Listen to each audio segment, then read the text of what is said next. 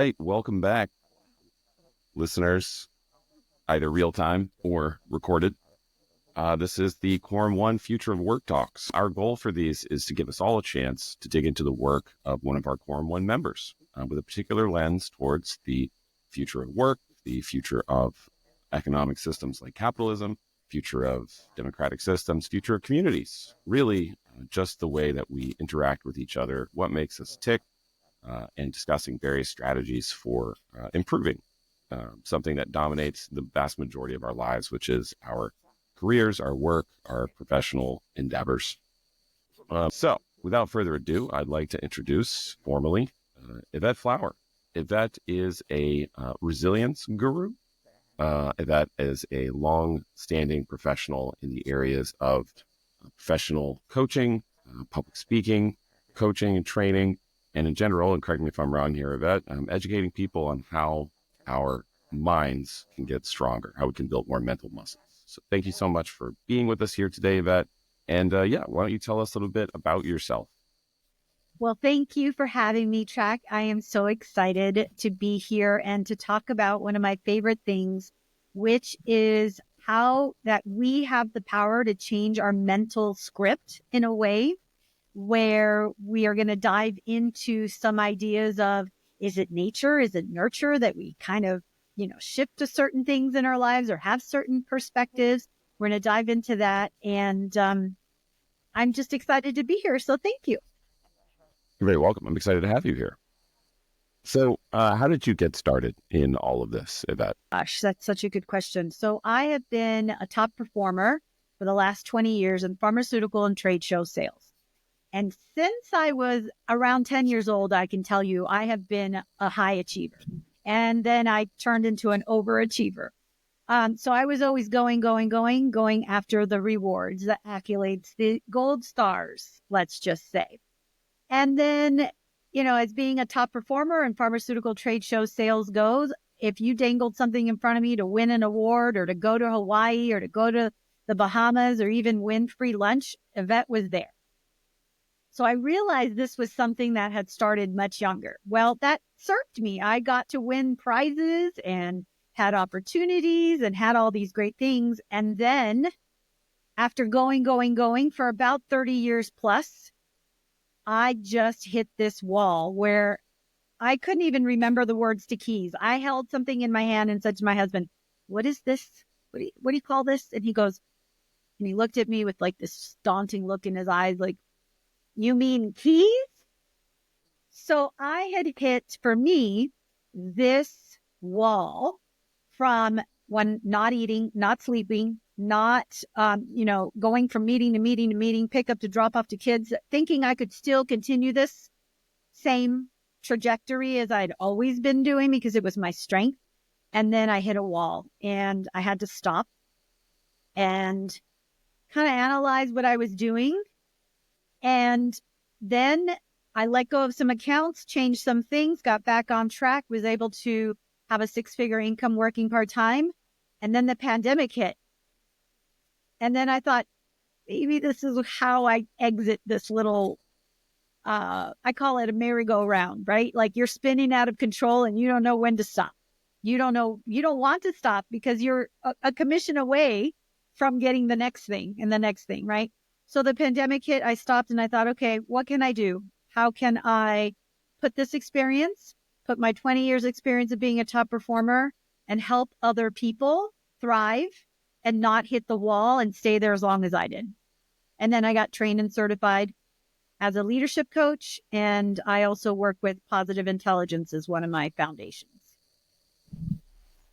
Yeah, thank you for sharing that. I think your experience, though unique to you, is something that I'm certain that other members in Quorum 1 could empathize with, could relate to. The community being a collective of, similarly, I assume like-minded consultants and, people who like having too many clients, having burnout or overload and, having to rapidly readjust and evaluate. And of course, I suppose it does help when a global pandemic locks you inside for 3 months at a time. And you can reflect, right? Yes. It's a good time for navel gazing. right? When you literally can't do anything else. Yeah. Um, so, and I think it's also interesting that your current profession is kind of, I don't know, when you think about, we're going to talk about resilience pretty soon here, but not all people make it out of those sort of crises as relatively unscathed, at least as it appears. I'm not saying you weren't scathed during the process, but some people, and I think what you now currently advocate is something that you lived, right? So yeah, let's start there with resilience. So what is resilience as it pertains to this type of work, this sentiment? Thank you. And you brought up a great point before I answer the question here. Of we all have something that creates this burnout or this sabotage, self-sabotage. We all have these strengths, and we start to understand what those strengths are. And when we overuse them is when that creates that overwhelm, that stress, that anxiety. And so someone else's strength may look totally different than what I just suggested. However, we all have these innate strengths and we survive on them, and then they overtake us and they overcome us. So the idea that resilience is a way to be adaptable to change, especially when you're facing life's challenges.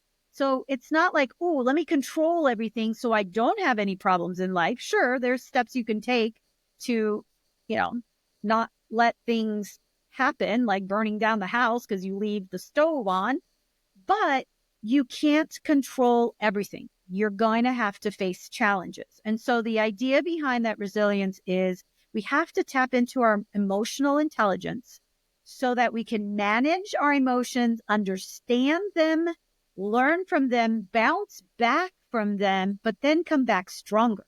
And some people don't even realize that they have that in them. I think it's a great point. And I guess it's outside of your personal experience, do you have kind of an example, either maybe a client of yours in the past or even something from, I don't know, popular culture or something like that, that's sort of like a real life example?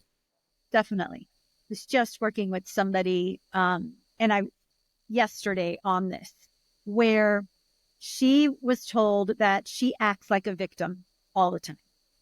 That there was an issue at the apartment that she lived in. Actually, she owned this place. It was a condo, and it got flooded. And there was a lot going on in her personal life. Her mother passed away. She didn't have a great relationship with family members. And so her idea was just to move out and move like 4 states away and not even deal with that. So people were saying to her, you act like a victim all the time. You keep saying you've got to do this, you've got to do that, you've got to do another thing. She said, but you don't ever get to action. You just kind of dwell in it. And when I talked to her about that mentality, they're sensitive to themselves. They could be retrospective. They kind of stay there, but they can connect with others through this emotional intelligence. And I said, that is a strength. And she thought, oh my God, no one ever told me that. They just said I was a victim. And I thought that was just, oh, poor me. This is where I got to stay. And I don't even know how to get out because it's so overwhelming. And she just stayed the victim. Didn't realize she had a power. That's incredible. Also, wouldn't the world be such a lovelier place if we had if the ratio on the number of people that just dismissively say, "Hey, you're a victim," were to people like you who do this type of thing? If that ratio was reversed, wouldn't that be nice? It's just, man, people are just great, aren't they? Just this poor person walking around and everyone just saying, "You're a victim." That's just what it is. And yeah, that's how she grew up. And there is a ratio, actually. Do you want me to tell you what the formula is? Oh, would love to hear it. There's technically a 5-to-1 formula that if you say to somebody, especially as parents, I know you're a parent, clean your room, don't do it that way. And I'm not saying that you say these things, but as a parent, like we're always on parent mode, right? Clean this up. And all these are kind of negative interactions when you're dealing with kids. If you can think of to one negative interaction, you should have 5 but really, if we could focus on 3 positive ones, like, wow, you got dressed today all by yourself. Good job.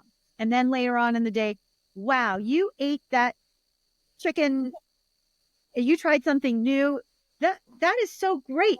So just keep thinking about the 3 to 1. That's actually a little bit more doable than the 5 to 1. But when you get that automatic, then move to 5.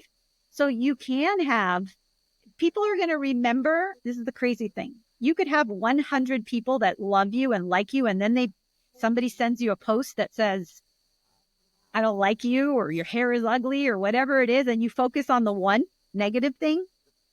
That's where our brain needs 3 positives to every 1 negative interaction. Yeah, I think it's great. I don't know. Are you familiar with behavioral psychology, or at least the behavioral psychology that was sort of under research and popularized kind of in the post-war years? The post-war years? Tell me. Yeah. There's a guy named Skinner who is almost certainly in animal hell. Yeah. But he popularized, and this is, I'm digging in the trenches of, my high school and early college mind here. But essentially he found something along the lines of, if you deliver physical negative stimuli to a rat, the amount of times it will go back and press that button hoping it gets food was something around 5 to 1.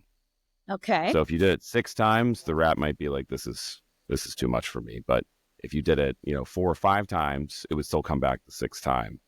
And as horrifying as this practice was, unfortunately, I feel like it got adapted and folded into a lot of the ways that we interact with each other as people, especially from a professional or commercial standpoint. It worked its way into product design, into HR, into essentially like customer service. There's this sort of idea that we can commoditize the threshold of a human being's sanity. Interesting. Yeah. And if he had just, I don't know, told the rat that its hair looked good that day 4 or 5 times, you know what I mean? Like, it's just wild. Like this kind of thinking, this negativity has been baked into at least Western culture just for so long. It's worked its way insidiously into nearly everything that we do. The sense of competition, like internal. I mean, like, think about how many times you have to resolve a workplace conflict. We all work for the same place, right? Why is there so much infight? Yeah, we're on the same team. Yeah. Yeah, Well, we should ostensibly. And it's that idea of, why do I have to tell her she did a good job? Isn't it just obvious? Right? Isn't it obvious? I have to tell her when she does bad jobs, so she corrects herself. So it's that negative reinforcement versus the positive reinforcement. And guess where you get more of that buy-in? Guess where you get more of that ability to take care of things on your own without needing your boss? It's the positive. It's when they lead you to believe that they understand you, they sympathize with you, with the situation, or empathize with you as a human being, and then they help you with the tools to overcome it on your own. Yeah, people want to talk about empowerment, but then, do things like you've barely met expectations according to this performance review. Yes. Well, that's a horse of a different color.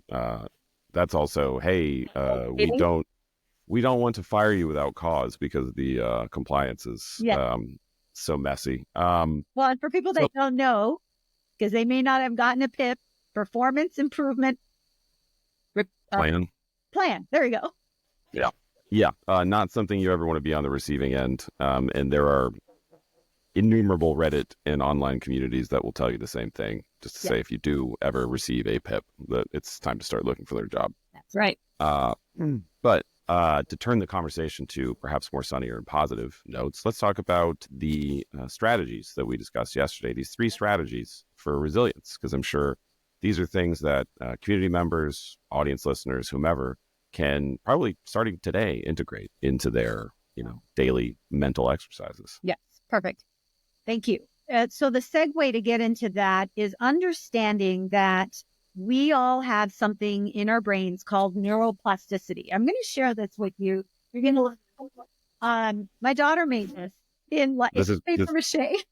this is great radio. So if you are listening to the podcast, Yvette is now brandishing what appears to be a paper mache, slightly oversized model of the human brain. Yeah.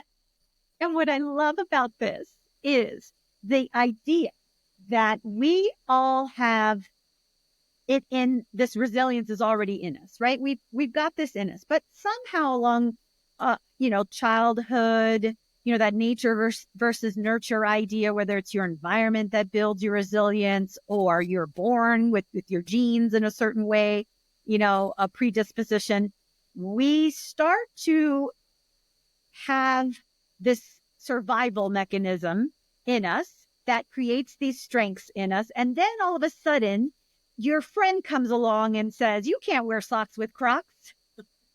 Or you girls don't do this. So you start up as a blank slate. You think that maybe, you can do certain things, and then life comes at you, challenges come at you. You start to rewrite that mental script of, yeah, girls can't do this.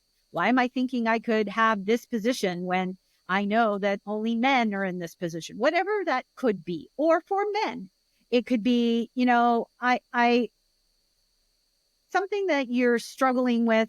It just becomes normal to you because those neural pathways in your brain go from a trigger, a thought, to negative pattern, negative thought, negative emotions, negative, to all of a sudden that person's voice, that person's face, that post, whatever it is, just goes straight to negative. Okay.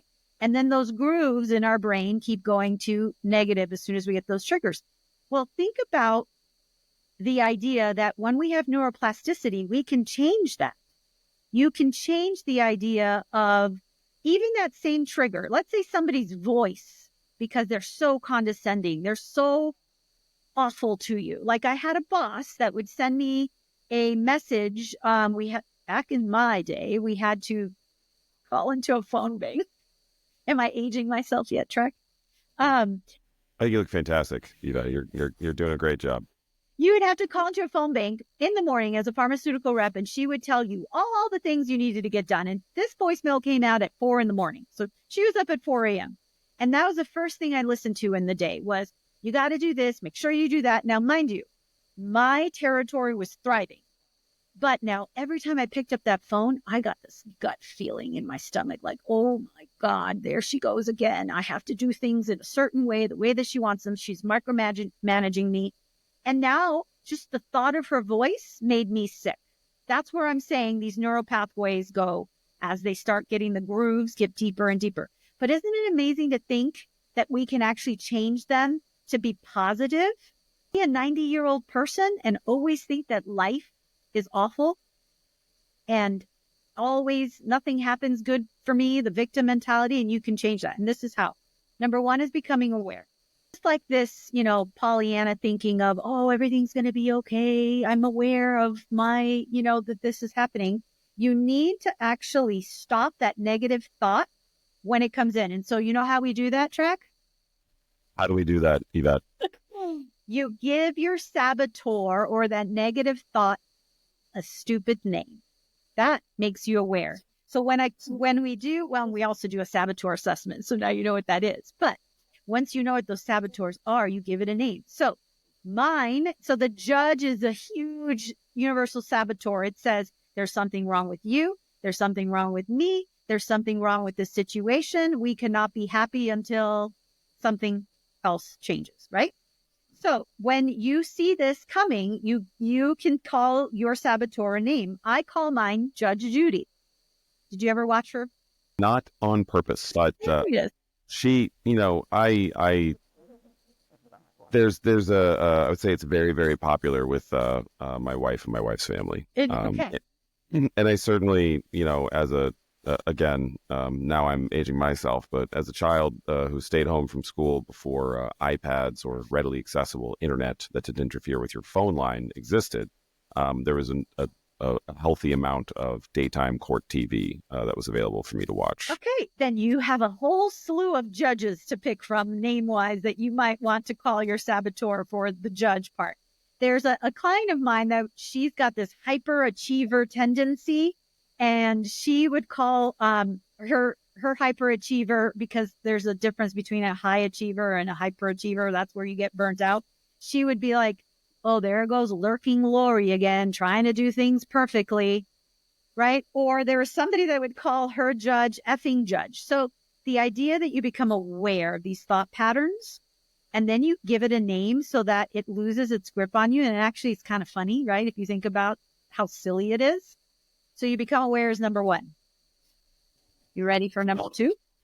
Before we get to the second strategy, I'm just curious, is there any, and this may be silly, but is there any danger or concern that by naming our neuroses that we may actually reify it, kind of like a Dr. Jekyll, Mr. Hyde kind of thing? Just thinking about when you compartmentalize. So I imagine it needs to be thoughtful because, I think about this especially as a parent, because they say to look out for when a child does have an imaginary friend, to look out for the constant like blaming or shifting onto someone else. I'm just wondering is that a concern? Should we worry about that? No. So, the idea of the red car phenomenon, like when you see a red car and because you're shopping for cars, you're like, oh, I want a red car. Now you see it everywhere. It is always been there, right? Those cars have been driving past you. You just never noticed it because you weren't you weren't thinking about buying your car. You weren't thinking that you wanted red. This is the same thing with naming your saboteurs. They're still hijacking you. They're hijacking you. You just don't realize it. Now, when you become aware of it and you give it a name, it's supposed to not give it power. And that's why we give it a silly name. You take its power away. That makes a lot of sense. And actually, most of fantasy literature would back you up on that, especially those related to like magic, wizards, demons, all that. And this goes back hundreds and hundreds of years, like even to mythology, is that generally the crux of, conquering something or subjugating something or, banishing something is about knowing the object's true name. Mm-hmm. Yep. So I imagine that is something that lives deep in the primordial infrastructure of our brains. Yes.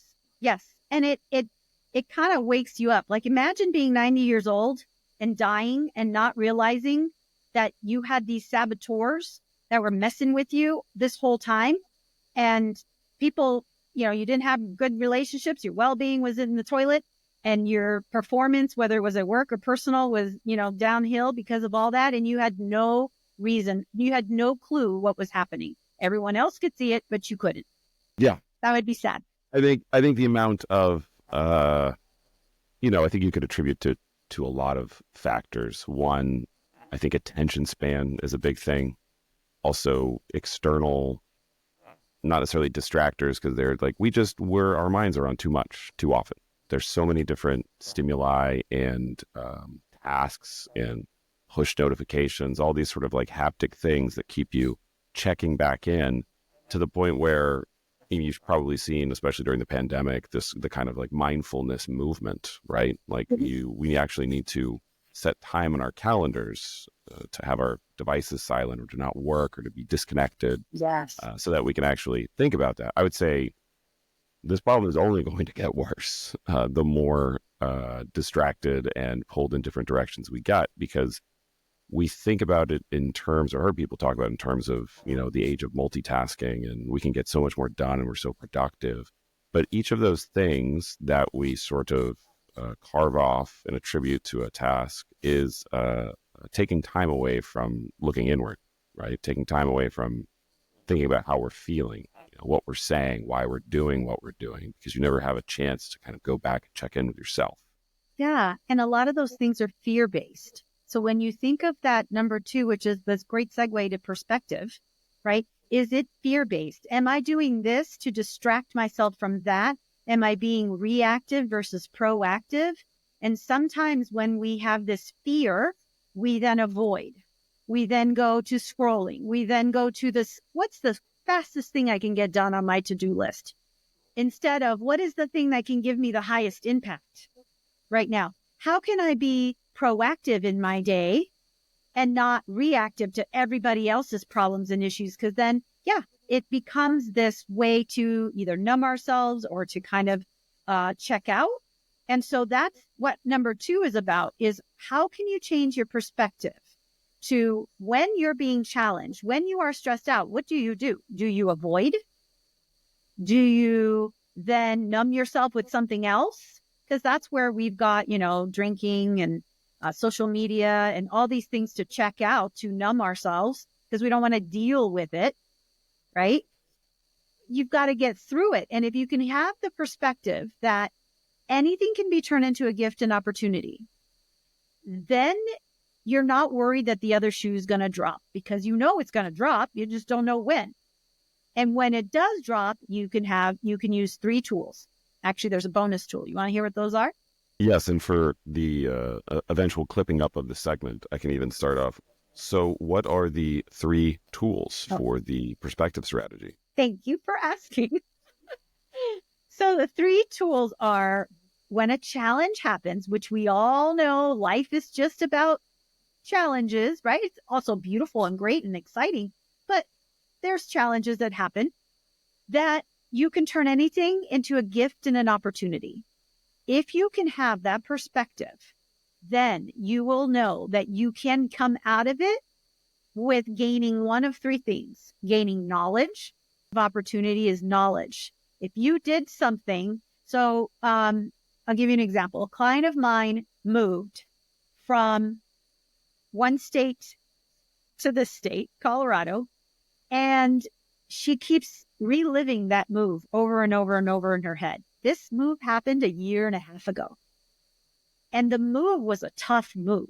She came to a market that was just crazy. They had to sign a lease without even seeing the place. She had some things that were wrong, that were damaged in the shipment. And they gave her 9 months to report it. And she just couldn't there was just so much going on, right? Her thought pattern was, why didn't I do better? Why did I let all those things pass by? Why didn't I research what it was to be here in the housing market and what it would look like? Because now I'm here and I'm desperate to find something. So she's kicking herself still 1.5 years later.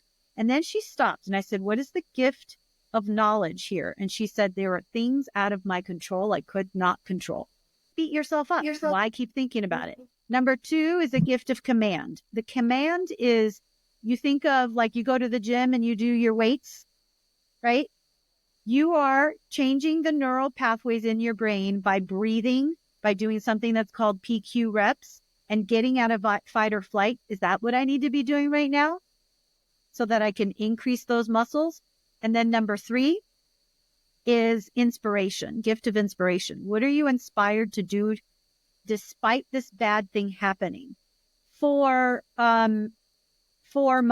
myself, my mom passed away not too long ago, and it's been heartbreaking to get through this pain. And there's a lot of pain and grief that you go through. And I was inspired to do a lot of things. We threw her the best celebration of life with dancing and music and food in Puerto Rico. And let me tell you, I know she was there. Everybody wore white. We were dancing. We were having fun. We were crying. We had doves released. We had her favorite flowers. Like, we were inspired to throw her the best party ever. Now, would I have been inspired to do that if she had not passed away? Well, I threw her a birthday party and to celebrate her life, but this was a beyond, right? So can you be inspired by it? And then the 4th thing is, can you just accept it and let it go? I do love the ideas of inspiration. And of course, I think out of all of them, I'm a big fan of letting it go. It's not something that comes, I think, easily to the human mind. We certainly have a tendency to just kind of get into this very vicious feedback loop where it just spawns more and it just accelerates and accelerates. I wonder sometimes, especially with your story of your tyrannical boss from earlier, um, if you, I'm sure if you've heard the sort of the stories the medical community talks, especially in terms of women who are having heart attacks, that sometimes it can last for a week. And you have the stories of, someone coming into the office saying like, hey, my arm's feeling kind of weird. When did it start? Like 8 days ago. And then come to find out through the test, like you're having a heart attack right now. I am? Yes, you are.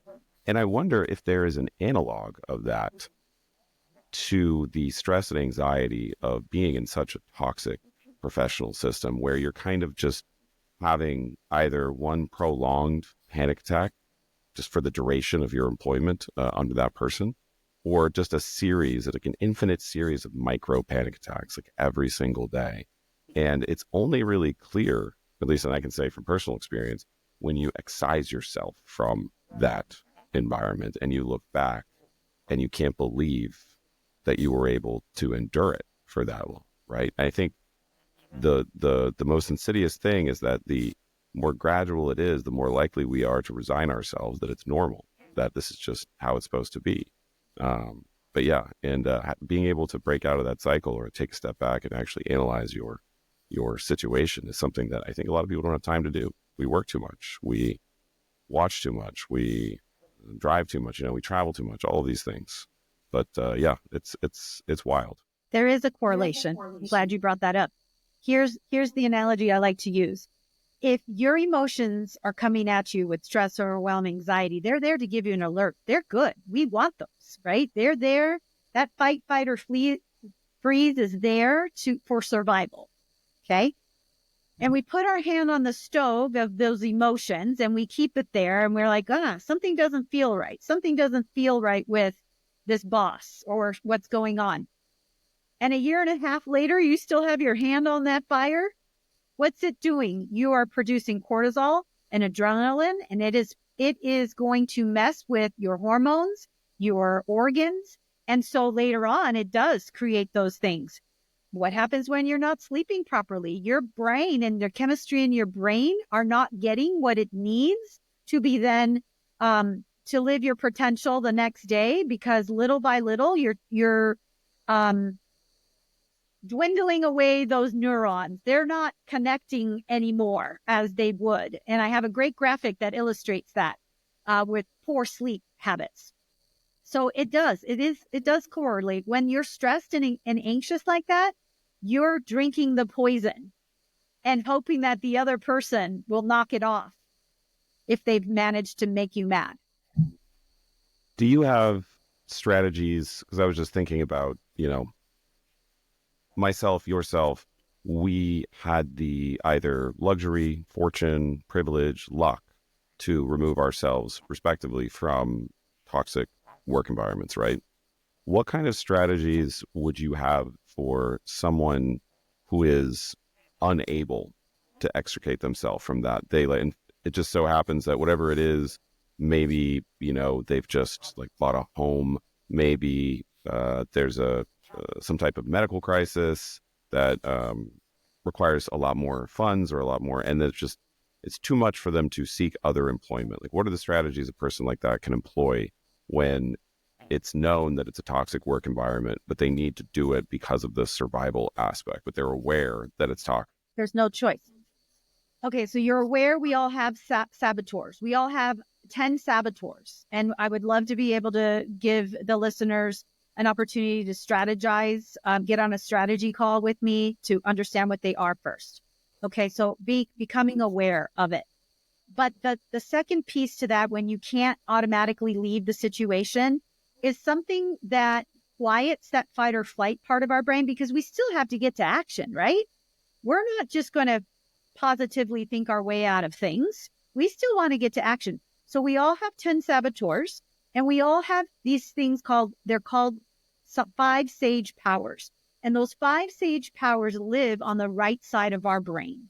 How we activate that right side of our brain is by quieting the fight, or freeze part of our brain. So that is with breathing techniques, You know how a lot of people that do yoga, a lot of people that do meditation, they start their morning off that way, and that's great.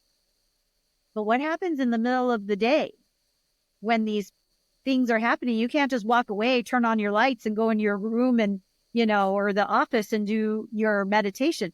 So I teach my clients to do something that's called a PQ rep. It's focusing. It's a hyper focus on one of your senses. And I love the hyper focus on your touch. Do you want to try and do one now? Sure. Let's do it. Okay. All right. I'm going to do the abbreviated version. It really shouldn't take very long, but if in the middle of a situation where you're starting to get this like overwhelm and stress because somebody is saying something or doing something, or like you said, you just can't get out of this current situation, you have to calm your nervous system. And how we do that is we close our eyes, shift our mind away from the busy thoughts, and we instead focus on our body. Weight of the body on your seat, the weight of your feet on the floor. Few deep breaths. Notice the rising and falling of your chest or stomach. Of any busy thoughts. Back into your normal breathing pattern. Gently rub 2 fingertips against each other with such a tension that you can feel the ridges, the texture from one area to another. We rub all the fingertips from one hand against the fingertips in the palm of the other. All the sensation. When you're ready, you can open your eyes. Feel any calmness from just doing that. Oh, 100%. You felt that. Imagine being in a office meeting, and you can do this underneath the table. No one needs to know you're doing it. Put your hands in your pocket and do it. And you don't need to step away and light your candle and do your meditation for 20 minutes. Yeah. It's funny. I think I look back, I used to be a smoker. I don't know if my voice betrays that, but I smoked for a very long time and starting at a young age. And other than the addiction to nicotine, I thought about like why I smoked for a long time. I would think about it while smoking. And I came to a couple of like conclusions or theories, one of which was that, and also a reason for why things like patch or gum or whatever else didn't work. Because I was like, well, it's not the nicotine, because the patch and the gum have nicotine in them, but they're not. And I'm almost positive it was the breathing, which is strange, which is counterintuitive. Okay. So like the first thing you do when you wake up is you go outside, you look out, it's usually pretty early, and you light up a cigarette and you take a long, deep breath. And then you exhale and you sit there in silence because, you're a smoker. So you're basically a pariah. And there's no one around you because you smell terrible. So what you do, you get that sort of serenity from it. And I think that was probably one of the reasons it took so long for me to quit. It was just that sort of, and it was always an excuse. Like if a situation social got too stressful, or I could always say, hey, I'll be right back. I'm just going to go grab a smoke. Great insight, and congratulations on overcoming it. Thank you. I will say I'm not going to take huge credit because I do still vape, but I'm no longer burning organic matter and inhaling it. So yeah. Okay, well then let's work on the vaping next then, Trak. Oh, I'm good. I'll have one on my deathbed for sure. You will. I wholeheartedly believe that nicotine is a vastly under-researched, psychoactive chemical, and that, no, I'm not going to sing the praises of any of the tobacco companies for sure, because they're terrible. But it's unfortunate that we don't have more science and insight into nicotine, because I do believe that, I've read some studies, especially those regarding like some like dementia and Parkinson's type things, where nicotine was actually extremely effective in restoring or maintaining lucidity. And it did better than other chemicals that you would expect to do the same thing, like, amphetamines or stimulants or, anyway, thanks for coming to my TED Talk that I just had in the middle of your interview. That's a different talk for sure. Yeah. I wanted to kind of bring you back to that, the whole purpose of changing your neural pathways, or even how you escaped by smoking to kind of get away from it.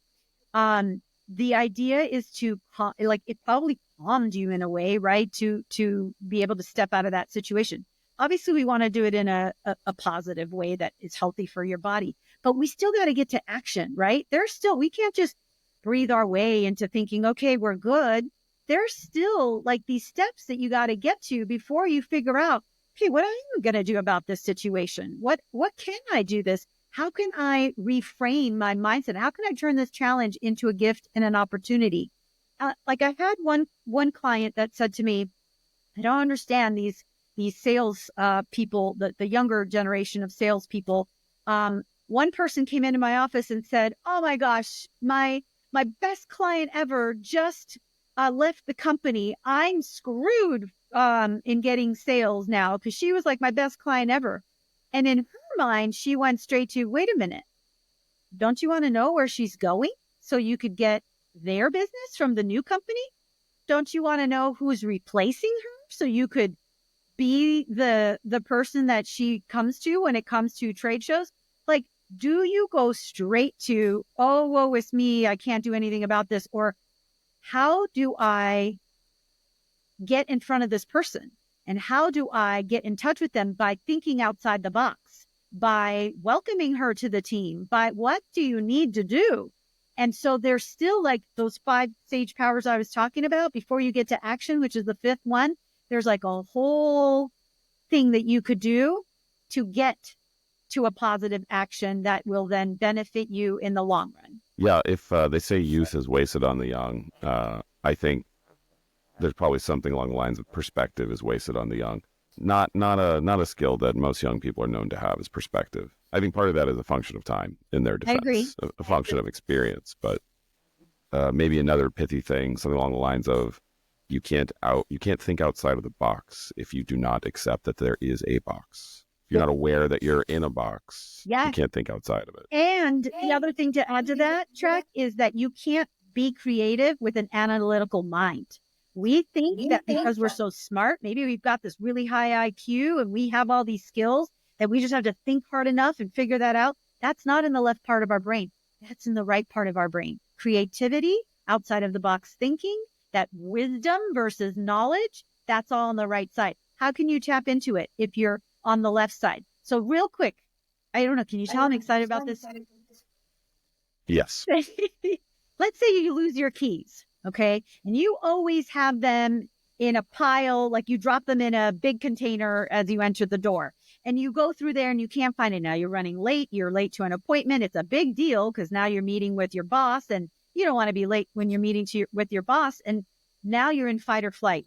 And it doesn't matter how much you look in that same spot, you're not going to see those keys until you stop and you breathe. And then you look where you were and there they are. Or that password that you can't seem to remember when you're running late to log in and it's worked 100 times before, but now that you're running late, you cannot type in the right password. That's where you know you're not tapping into the right side of your brain. Yeah, it's funny. I had this discussion last night. I went to a concert in San Francisco, and it was at the Chase Center, which has sort of a normal security check-in where there's a metal detector. You take your stuff out of your pockets. You put it in a little dish. You go through the thing. Nowhere near as intense as something like TSA, but just a general security check looking for metal detecting. And I started to empty my pockets, and one of my companions said, "You have your keys with you?